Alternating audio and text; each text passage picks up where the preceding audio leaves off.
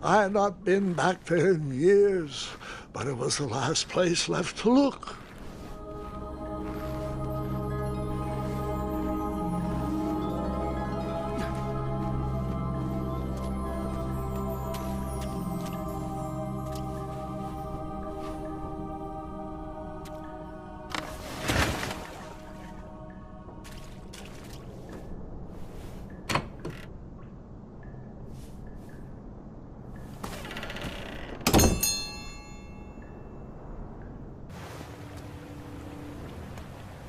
It was not exactly as I remembered it, but it wasn't all that different either.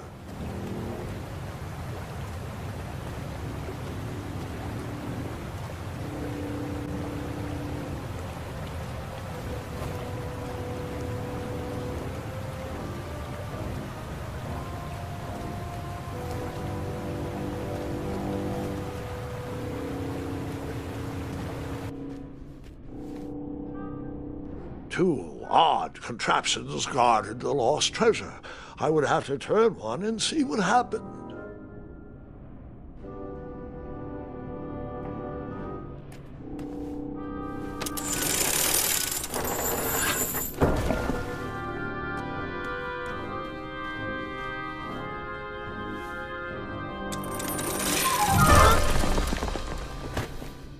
And that's what would have happened if I turned the left switch.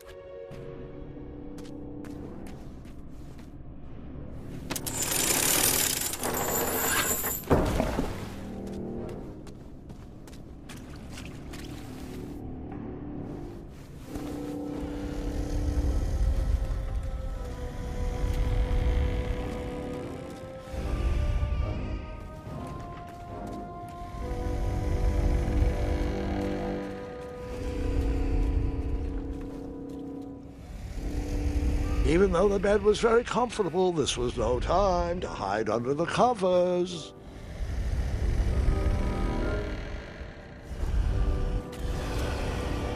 Wait. Hold on, Grandpa.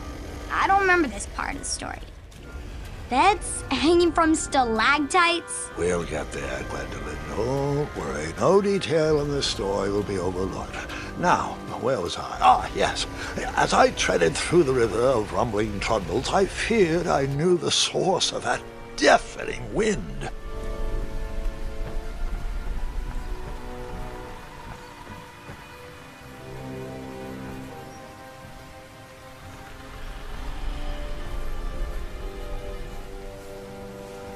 Nestled beneath a slumbering pile of teeth and claws was... Fabled mirror! Oh, so you remember this part of the story? Well, dragons are my favorite. Do you want to tell this part? Yes! King Edward sent me, the greatest knight in all of Daventry, on a quest to return his stolen mirror. A gigantic, hulking beast of a dragon was the last thing in my way to...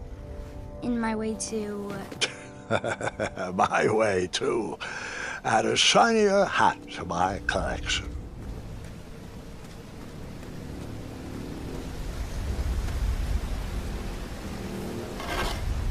I tried to turn that crazy contraption, but it was missing a handle. Someone tampered with it, creating some silly conundrum.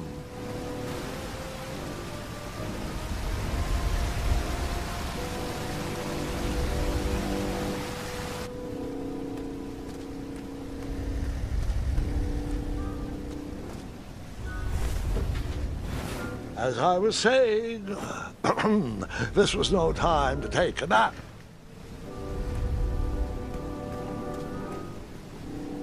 Volumes of old books with foreboding titles.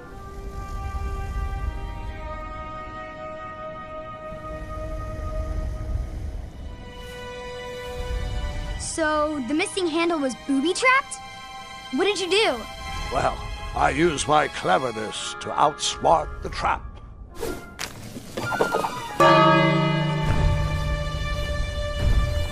Then I used my cleverness to hide.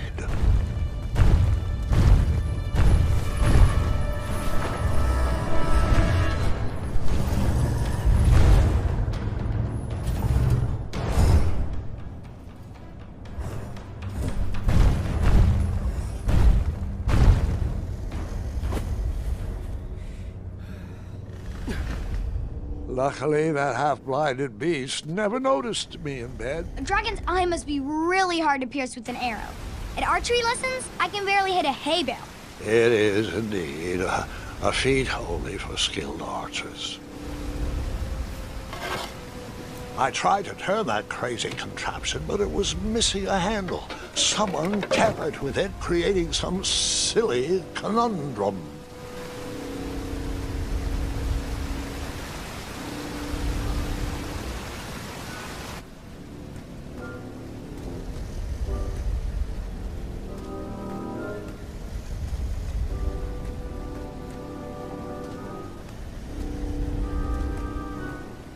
Volumes of old books with foreboding titles clutter the shelves of that strange bedroom. How to Tame a Dragon, Breaking the Spirit of Hideous Beasts, Amateur Spells to Impress Your Friends with. No books about recovering missing handles, though.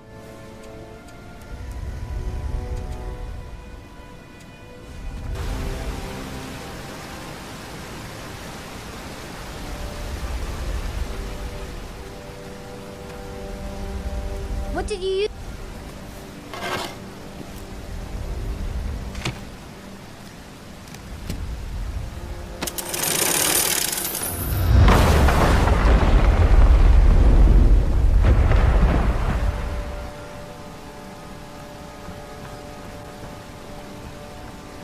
The dragon's chains were coiled around a gigantic switch mounted to the cave wall. This cave seemed to be filled with failed adventures.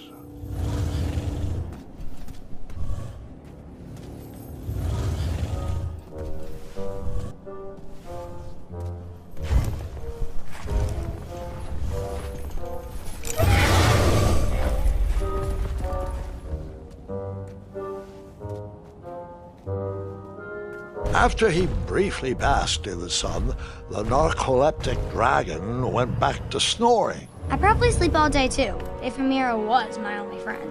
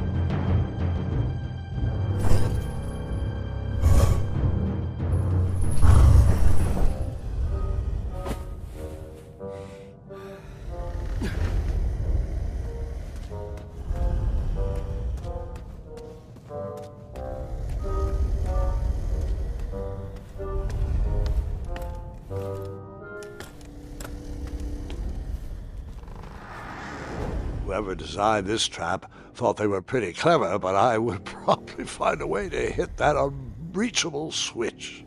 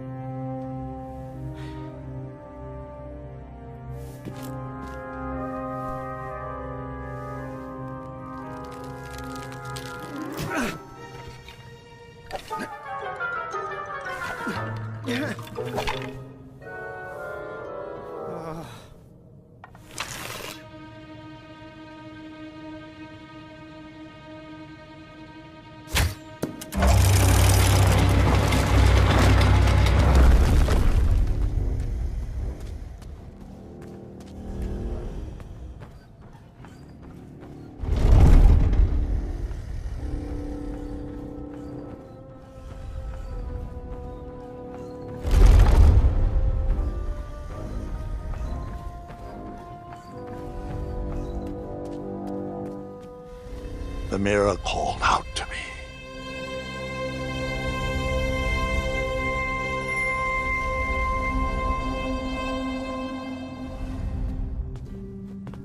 A ridiculous feeding contraption was cobbled together to keep the beast and probably its owner alive.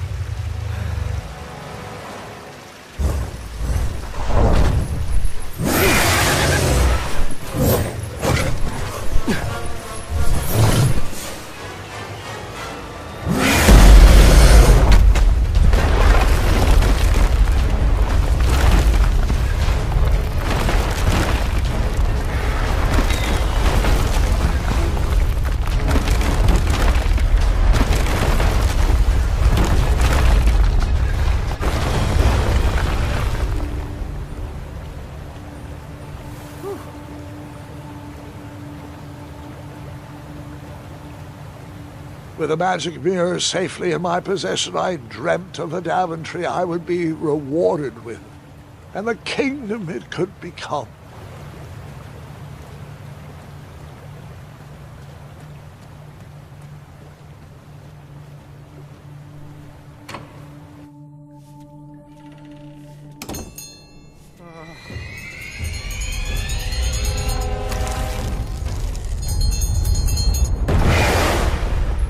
In that split second, I had three choices in front of me.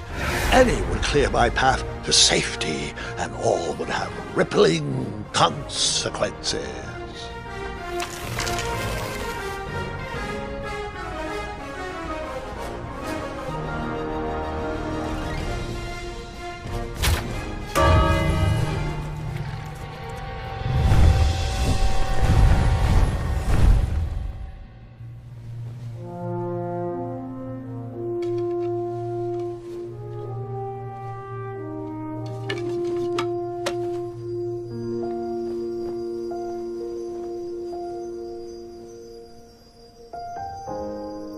My hands were shaking and my arms could barely grip the rope, but with the last of my strength, I climbed out of the well and headed back to the castle.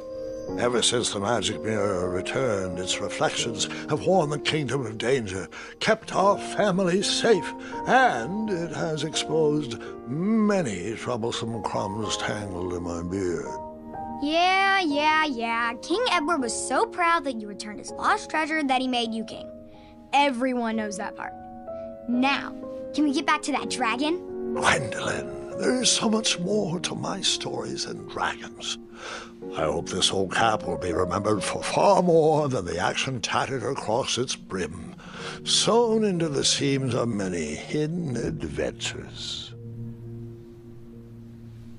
All right, let's get back to the dragon. Tell me everything. How did you know shooting the bell would distract him?